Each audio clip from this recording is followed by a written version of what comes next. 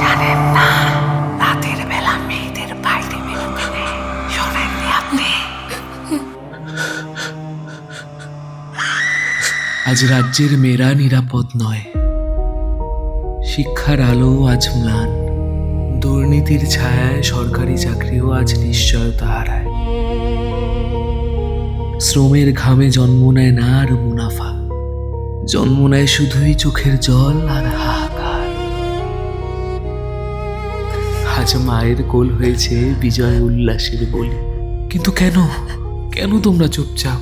কেন কোনো আওয়াজ তুলছো না? কেন?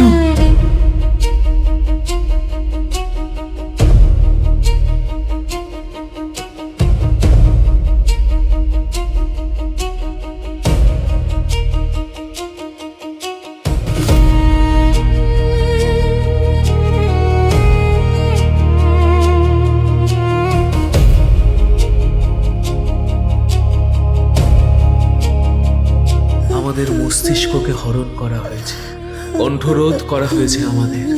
তাই আজ আবার সমস্ত গণতন্ত্রপ্রিয় শিল্পী ও সংস্কৃতি কর্মীদের বৃহত্তর সমন্বয় সাধন ও আপসহীন প্রতিরোধের ব্রিগেড গড়ে তোলার ঐতিহাসিক কর্তব্য উপস্থিত হয়েছে।